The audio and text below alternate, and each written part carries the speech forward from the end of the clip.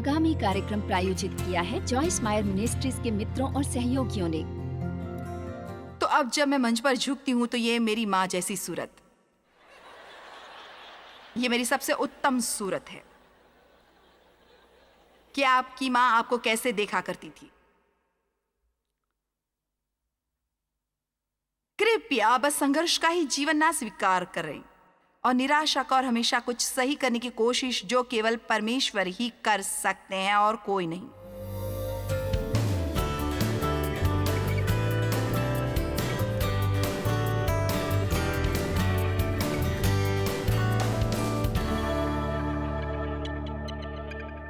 अब मैं कुछ कहने वाली हूं जो मुझे नहीं कहना चाहिए था, वैसे मैं ये कह कर रहूंगी। नहीं, आप ठीक हो जाएंगे, आप समझ जाएंगे। अब जाहिर है ये बातें हमें गंभीरता से लेनी पड़ेगी उसके साथ जो मैं कहने वाली हूं, पर मेरे ख्याल से हम कई बार कुछ बातों के बारे में कुछ ज्यादा ही चिंता करने लगते हैं। ये ऐसा है कि मैं हर सुबह उठती हूँ और मैं आपको बता दूं, मैं हर दिन परफेक्ट रहना पसंद करूंगी। मुझे बहुत अच्छा लगता है हर बार 100% सही करना जो परमेश्वर चाहते हैं कि मैं करूं, और यही मेरा प्लान होता है जब मैं उठती हूं। ये ज्यादा देर नहीं चलता, पर वो मेरा प्लान है। आप में से कितने ये जानते हैं मैं क्या कहने की कोशिश कर रही हूं, और ये बस इतनी ही देर रहता है। पर देखिए, परमेश्वर आपका हृदय देखते हैं और वो देखते हैं कि आप ये करना चाहते हैं, और मैं इसी वक्त आपको बता सकती हूँ कि आप ये करना चाहते हैं। आपके हृदय का मोटिवेशन परमेश्वर के लिए मौसम से ज्यादा महत्वपूर्ण है, या आप जो इधर उधर छोटी छोटी गलतियां करते हैं। और जैसे ही हम कुछ गलत करते हैं, परमेश्वर मुझे आरोपी बनाते हैं और मैं सब जगह कहती हूँ आई एम सॉरी, मैं इसमें फंस गई थी, मैं उस तरह नहीं बनना चाहती, मैं बदलना चाहती हूँ। पर मैं आपको बता दूं, मैं निर्दोष भावना और दंड की आज्ञा सहते हुए अपने जीवन के बहुत से साल गुजार चुकी हूँ। मेरा मतलब है, मैं ये कहती हूँ पर कोई हंसता है, ये सच है, मुझे ठीक महसूस नहीं होता था यदि मैं गलत महसूस न करूं। मेरा मतलब है, मैं इतनी आदी थी अपने बारे में बुरा महसूस करने के संदर्भ में और स्वयं के बारे में गलत महसूस करना, और ये कि परमेश्वर मुझसे काफी हद तक नाराज हैं सारा समय, क्योंकि जैसे ही मैंने थोड़ा बेहतर महसूस करना शुरू किया तो मैंने सोचा ये पाप है, तुम्हें बुरा महसूस करना होगा। ओ, तुम्हें बुरा महसूस करना होगा। तो मैं आपके लिए पढ़ना चाहूंगी 1 यूहन्ना 2:1। हे मेरे बालों को, मैं ये बात तुम्हें सिखाता हूँ कि तुम पाप न करो। तो यूहन्ना कह रहा है, मैं ये तुम्हें लिख रहा हूँ कि तुम पाप ना करो।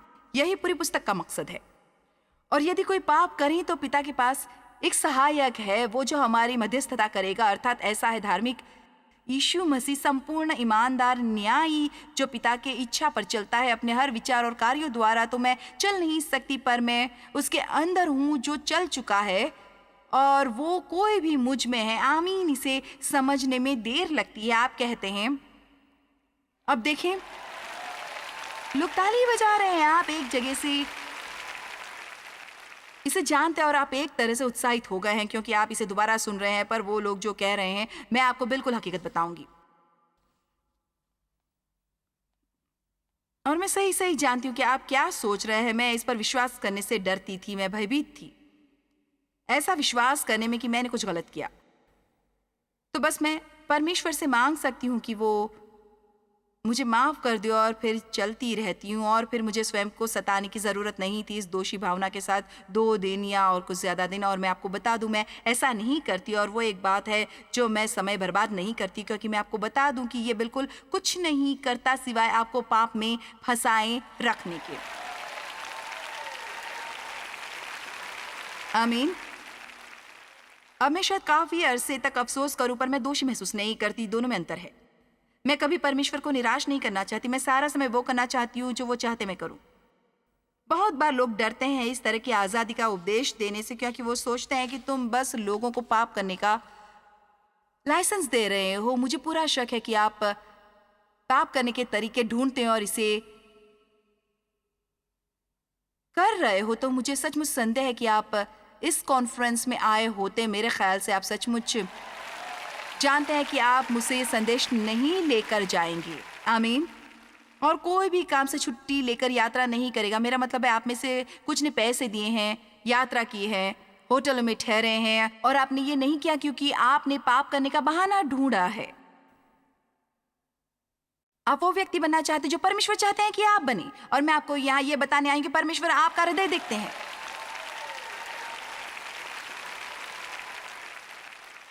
और ये मेरी अनुभूति है। परमेश्वर चाहेंगे कि वो किसी को चाहे जिसका हृदय अच्छा हो, जो कभी कभी गलती करता हो बजाय उसके जो वह पूरी तरह से संपूर्ण हो पर उसका हृदय खराब हो। 1 यूहन्ना 1:9। आमीन।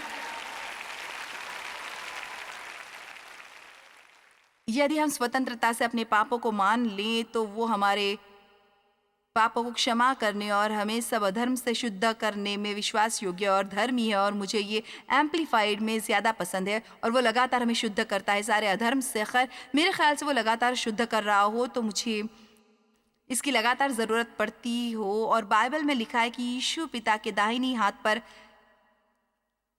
लगातार बैठे रहते थे, लगातार हमारे मध्यस्थता करते हुए। इसलिए मेरे ख्याल से हमें लगातार उनकी प्रार्थनाओं की ज़रूरत पड़ती है। ठीक है, आज़ादी बहुत शानदार चीज़ होती है, पर साथ ही साथ ये एक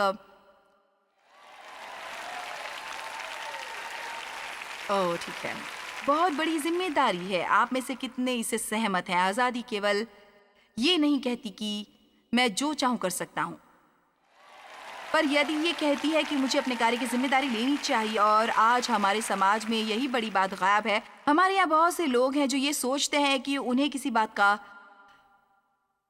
हक है। लोग आपके लिए आकर काम करना चाहते हैं अब और वहां से शुरू करना चाहते हैं जहां पहुंचने में लोगों को 30 साल लगेंगे। मैं ये नहीं कह रही कि लोग ये नहीं कह रहे, पर संसार में आज बहुत से लोग हैं वो कुछ कमाना नहीं चाहते। वो चाहते हैं कि उन्हें हर चीज दी जाए। और क्या मैं आपको रहस्य बता सकती हूँ? मैं इस पर विश्वास नहीं करती कि आपको चीजें बस पकड़ा दी जाए तो क्या आप सचमुच उसके आभारी हो सकते हैं जो आपके पास पहले से ही है। मेरे ख्याल से आप नहीं हो सकते। आप सचमुच उसके आभारी नहीं होते जो परमेश्वर आपके लिए करते हैं। यदि आपके पास कभी कुछ नहीं है और उसकी चाहत करते हैं और कुछ देर इसे पाने के लिए इंतजार नहीं करते या उसे पाने के लिए अपनी भूमिका नहीं करते, ये बस परमेश्वर का तरीका नहीं है। मैं कितने अरसे से प्रचार कर रही थी और लोगों को सिखाया करती थी और मेरी आर्थिक जरूरत इतनी गंभीर थी और मुझे उसके लिए कभी पैसा नहीं मिला। और अब आपको किसी बात के लिए वॉलंटियर करने के लिए कोई नहीं मिलता। आपको देखना चाहिए कि किस किस से गुजरना पड़ता है। अपनी कॉन्फ्रेंस के लिए कई बार हमें 5000 लोगों से संपर्क करना पड़ता है ताकि 100 यहाँ आ सके। ये ऐसे हैं, पता है आपको ये समझने की ज़रूरत है कि हर वो काम जो आप करते हैं उसके लिए हमें पैसा पाने की आवश्यकता नहीं है। हमें सीखने की ज़रूरत है कि सेवा कैसे करनी है और दें और एक आशीष बने और ये करें प्रभु के लिए।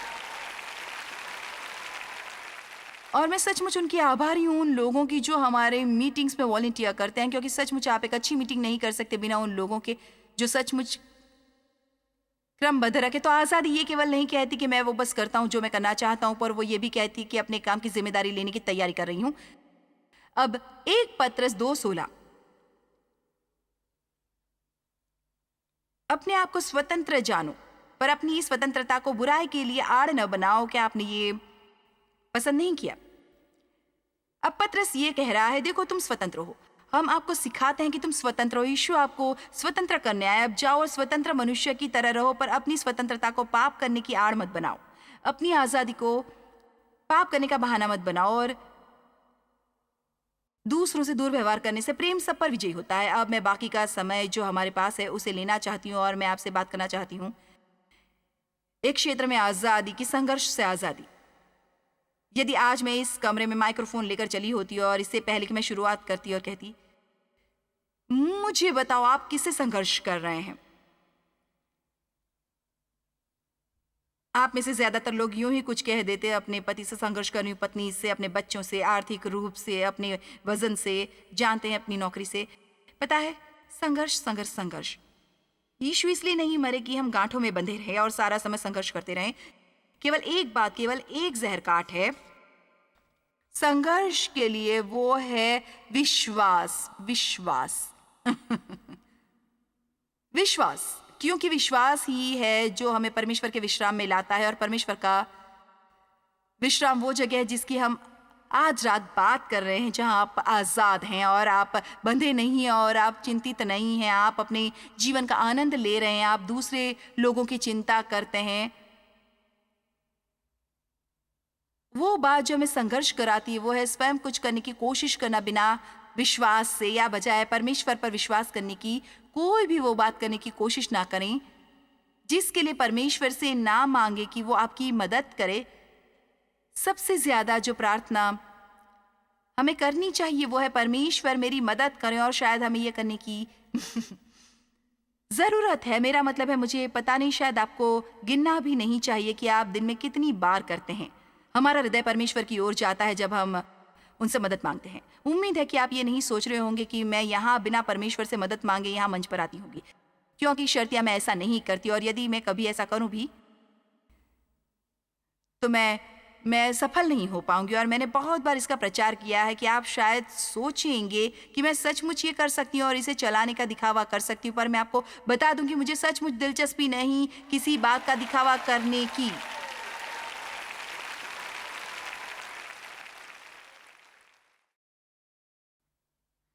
वो संघर्ष जो आपको दुखी करता है, आप संघर्ष कर रहे हैं तो आप कोशिश कर रहे हैं कुछ करने की जो हो नहीं रहा।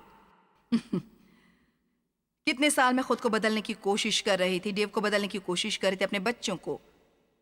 मुझे उन सभी स्पोर्ट्स से घृणा थी जो डेव पसंद करते थे। और जनवरी में हम 50 साल तक शादीशुदा रहे होंगे और वो भी उन्हें पसंद करते हुए।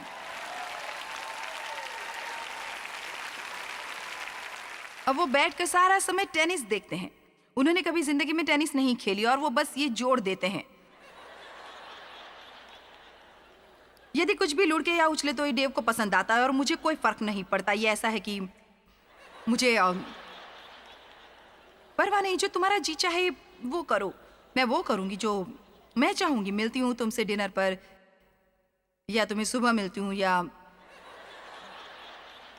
जो कुछ भी। अब सुने, मैं आपको ये बता सकती हूँ, अब मेरी बात सुने, जीवन जीने लायक नहीं यदि आप गांठों में रहे और परेशान रहे और किसी भी चीज से आप हमेशा परेशान रहें।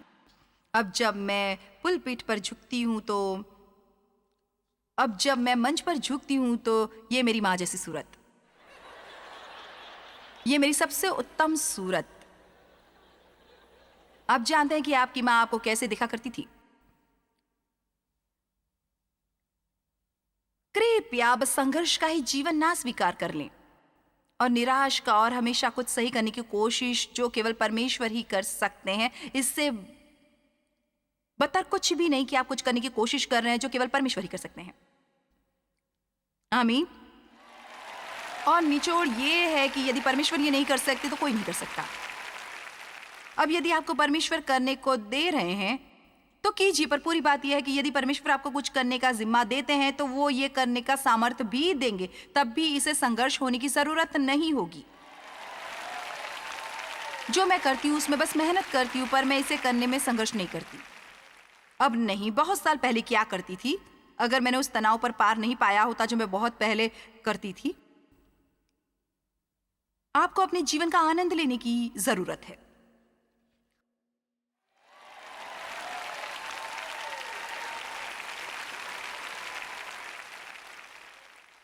आप में से कितने किसी और व्यक्ति के साथ संघर्ष कर रहे हैं? आप में से कितनों के बच्चे हैं जो आपको पागल कर देते हैं?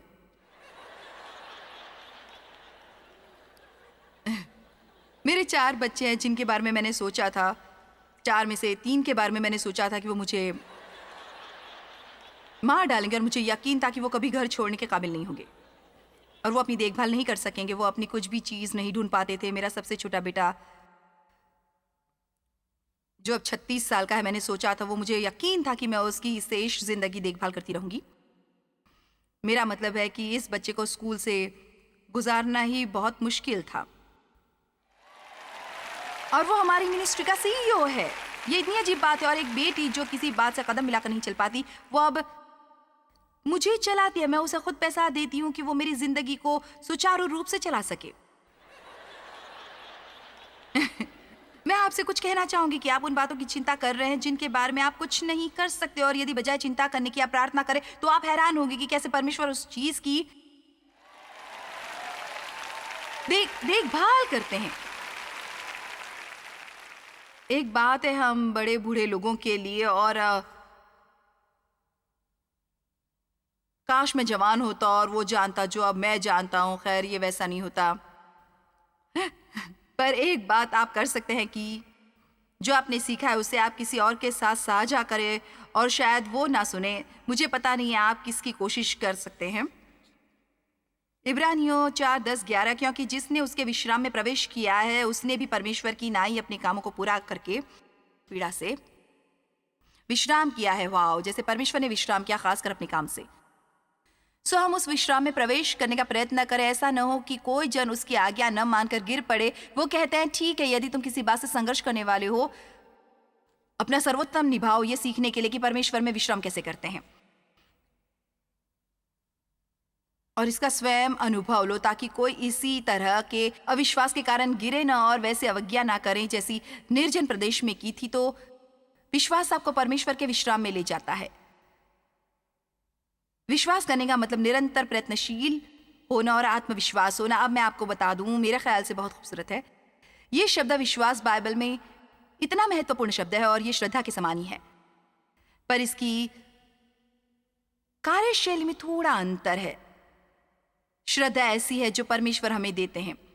परमेश्वर हर मनुष्य को श्रद्धा का एक पैमाना देते हैं, तो हम में श्रद्धा होती है और हमें चुनना पड़ता है उसे रखने के लिए। और विश्वास कुछ ऐसा है जो हम चुनते हैं, और इसमें हमारी बहुत सारी सोच शामिल होती है। ये फैसला करता है कि हम कैसे बातों की ओर देखना चाहेंगे और मैं उस परिस्थिति के बारे में क्या विश्वास करना चाहूंगी। बिल्कुल ऐसे ही जैसे हर व्यक्ति के बारे में अच्छाई का ही विश्वास करना। खैर, मैं पिछले सप्ताह पर नाराजगी पर पार पाने की कोशिश कर रही थी। एक बात जो मैंने की वो ये थी कि मैंने कहा परमेश्वर, मैं सर्वोत्तम पर विश्वास करना ही चुनूंगी। खैर, ये ऐसा नहीं था जो परमेश्वर ने मुझ में डाउनलोड किया हो। हम में सर्वोत्तम पर विश्वास करना चुना क्योंकि उनका विश्वास ऐसा कहता है कि हमें क्या करने की ज़रूरत है। और मेरा मानना है कि यदि मैं लोगों के बारे में बदतर पर विश्वास करूं और मैं संदेह करूं तो मैं सताई जाऊंगी। यदि मैं तब भी सर्वोत्तम पर ही विश्वास करूंगी, चाहे उनकी मंशा गलत रही हो, यदि मैं सर्वोत्तम पर विश्वास करूंगी तो मैं खुश रहूंगी। विश्वास को थोड़ा सा प्रेरित करें। आज मैं आपके विश्वास को थोड़ा सा एडजस्टमेंट देना चाहूंगी। आमीन।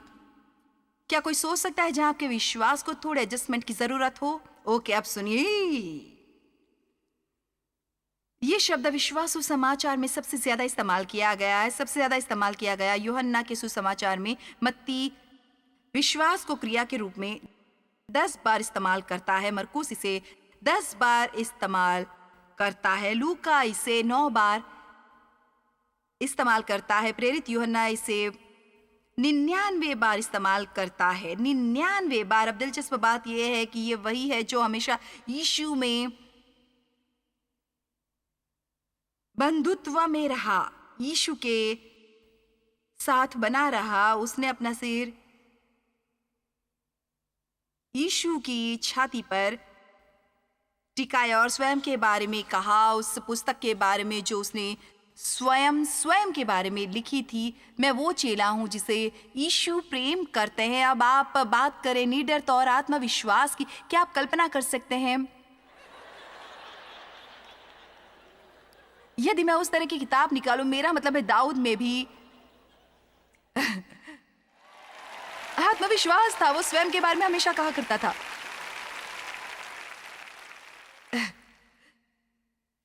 परमेश्वर का अभिषेक्त क्या हो यदि मैं आज रात बाहर जाऊं और कहूं मैं प्रभु द्वारा अभिषेक्त चेला हूं जिसे यीशु प्रेम करते हैं। और मेरा मतलब आप सब तैयार हो जाते हैं मुझ पर पथराव करने को और घर जाने को, और उनमें आत्मविश्वास था। और आप जानते हैं कि उस तरह का आत्मविश्वास कहां से मिलता है? परमेश्वर के साथ बंधुत्व में, परमेश्वर के साथ रहने में, ना कि सभी नियम और व्यवस्था पालने में, पर उन पर विश्वास रखना कि वो आपके जरिए कुछ अच्छा करेंगे।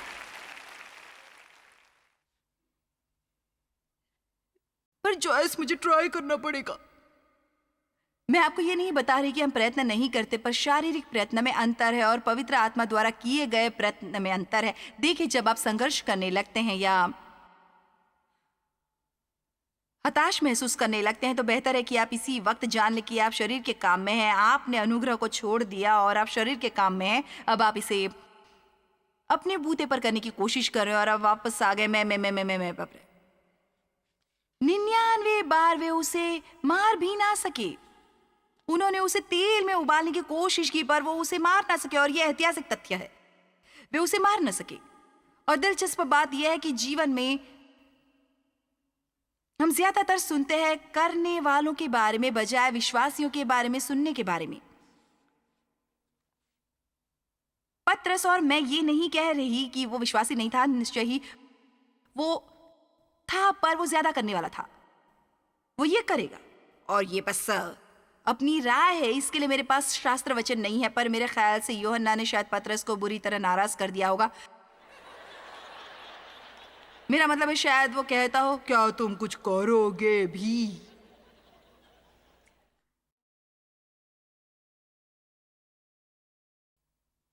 मैं हमेशा करने वालों में थी, डेव हमेशा विश्वासी थे।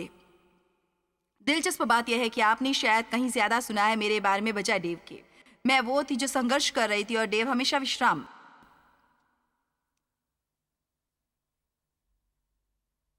प्रभु धन्य हो, इस परिवार में हर बात की देखभाल करती हूँ। मैं हमेशा दौड़ भाग करती थी, हर चीज को ठीक ठाक करने की कोशिश में, और डेव बस परमेश्वर पर विश्वास। पतरस की सब पर हावी होने वाली शख्सियत थी। मैंने ये लिखा था, ये अच्छा था। पतरस की सब पर हावी होने वाली शख्सियत थी, पर यूहन्ना का सबसे अंतरंग रिश्ता था। आपको उन खामोश रहने वालों से बचकर रहना चाहिए। मैं आपको बता रही हूँ सिर्फ इसलिए कि आपकी आवाज ऊंची और हर समय आप कुछ ना कुछ कहते रहते हैं, तो ये ना समझिए कि आप में कुछ ऐसा है जो उस छोटे से खामोश व्यक्ति में नहीं है। शायद उसमें और यीशु में कुछ चल रहा, और मुझे ये पसंद है। आनंद और शांति विश्वास में मिलते हैं। रोमियो 15:13। सो परमेश्वर जो आशा का दाता है, आपके विश्वास के अनुभव द्वारा तुम्हें विश्वास करने में सब प्रकार के आनंद और शांति से परिपूर्ण करे, कि पवित्र आत्मा की सामर्थ्य से तुम्हारी आशा बढ़ती जाए। खैर, मैं समाप्त करना चाहूंगी कुछ बयानों के साथ। आपको किस पर विश्वास करना चाहिए? आपको क्या सुझाव दूं कि आपको किस पर विश्वास करना चाहिए? एक, विश्वास करें परमेश्वर भले हैं। हर समय परमेश्वर भले हैं, सारा समय। इस वक्त चाहे आपके जीवन में कोई भी खराब बात क्यों ना हो रही है, परमेश्वर भले हैं। और ये विश्वास करें कि अंत में सब कुछ ठीक होगा। ये ठीक होगा। आपके बच्चे बड़े होंगे, ज्यादातर तो वो भले ही निकलेंगे। मैं ये नहीं कह सकती कि किसी को निरंतर समस्याएं नहीं आती अपने जीवन में, पर मेरे साथ सचमुच बहुत अच्छे निकले हैं। और मैं आपको बता दूं कि मैंने क्या किया, मैं निश्चय ही सोच रही थी।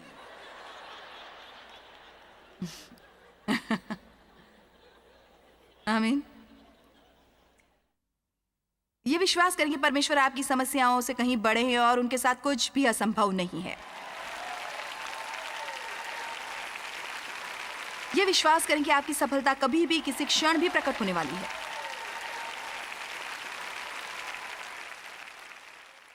ये विश्वास करें कि आप परमेश्वर से सुनते हैं। फिर कभी ये ना कहें, काश मैं परमेश्वर से सुन सकता।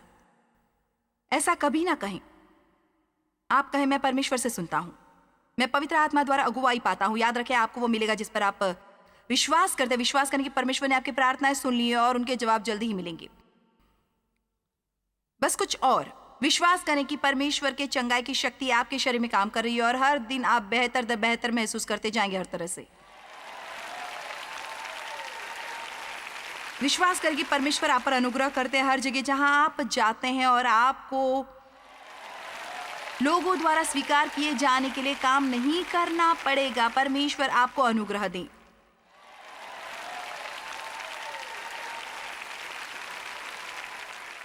विश्वास करें कि परमेश्वर आपके जीवन में काम कर रहे हैं, आप में, आपके प्रियजनों में, और आप हर समय बदल रहे हैं और हो रहे हैं और बेहतर।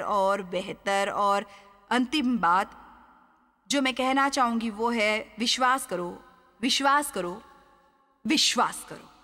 आमीन।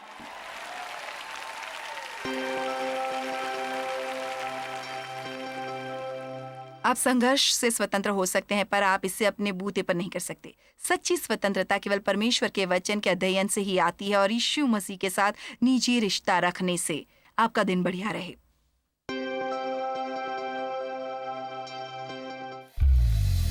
जॉयस मायर मिनिस्ट्रीज में आप हमारे लिए बहुत ही कीमती हैं, जितना कि आप जानते हैं। हम आपकी सराहना करते हैं और इस सेविकाई को दुनिया भर में संभव बनाने के लिए हम अपने दोस्तों और सहभागियों को धन्यवाद देते हैं। हम साथ मिलकर भूखों को खाना खिलाते हैं, गरीबों को कपड़े देते हैं और कई देशों में सुसमाचार बांटते हैं। अपना प्रार्थना निवेदन भेजने के लिए कृपया आज ही संपर्क कीजिए। हमारे स्रोतों के बारे में और भी जानिए। जॉयस की सभाओं की सूची देखिए हमारे साथ सहभागी बनने के लिए, क्योंकि हम दुनिया भर में मसीह के प्रेम को बांटते हैं।